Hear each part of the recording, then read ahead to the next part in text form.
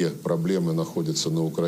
problems are with the Ukrainian side, which is categorically refusing negotiations and putting forward conditions that are obviously unrealistic and do not correspond with the situation. Well, let's cross live now to the summit in Bali, Indonesia. Our correspondent Yena Lee is there. She joins me now. Yena, clearly then, Ukraine and Russia dominating those conversations where you are today. Tell us a bit more about what's happening.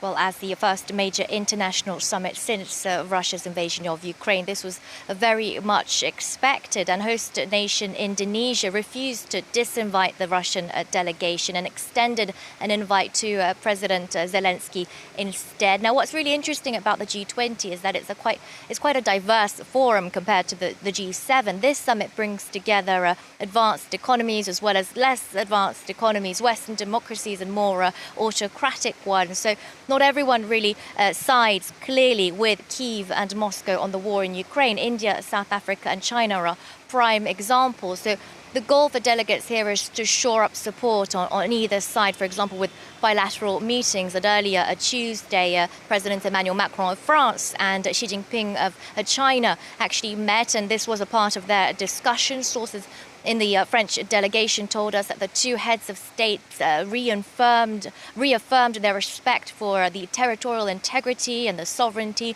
of Ukraine, adding that President Xi supported Macron's peace effort. So pushing for even a slight change in rhetoric or a stronger position on this war is what many diplomats and delegations have been working for throughout this summit. Yena, Ukraine, though, not the only issue being discussed at the G20. What else is key here? Well, the G20 isn't a peace forum, it's an economic one. So the whole event is about finding solutions, common solutions to problems such as inflation, a possible global recession and transition to sustainable energy. But of course, Russia's invasion of Ukraine and that barrage of sanctions imposed by Western nations and their allies on Moscow since that invasion have exacerbated the world economy. So we're back to the issue of the war in Ukraine. For example, the Black Sea Grain Initiative is a crucial part of the talks. The deal between Russia and Ukraine allowed Ukrainians to export grain and fertilizer from some of its ports. And the UN said that this deal had made a significant impact on fighting global food insecurity. This all-important deal is expiring on November 19th, and if it's not renewed soon, there could be major immediate consequences on the world's most vulnerable nations. And Yena, we're looking at images of some of those world leaders gathering where you are at the G20.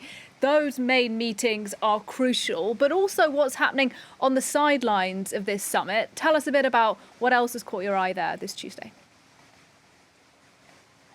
Well, the bilateral meetings on the sidelines of the G20 are very interesting to follow. The face-to-face chat between the leaders of China and Australia, a major breakthrough for these countries whose relationship really hit rock bottom in the past few years. So on Monday, President Xi and Joe Biden spoke for around 3 hours.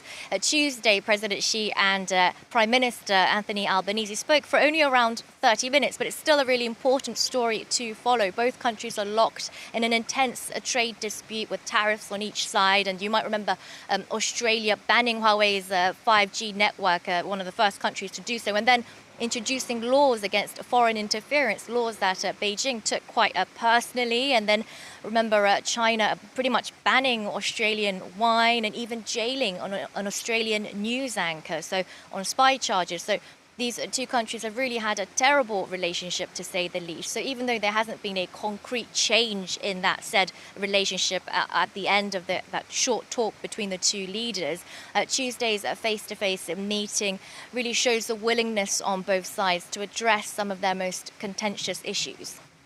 Yena Lee live at the G20 in Bali. Thanks very much indeed.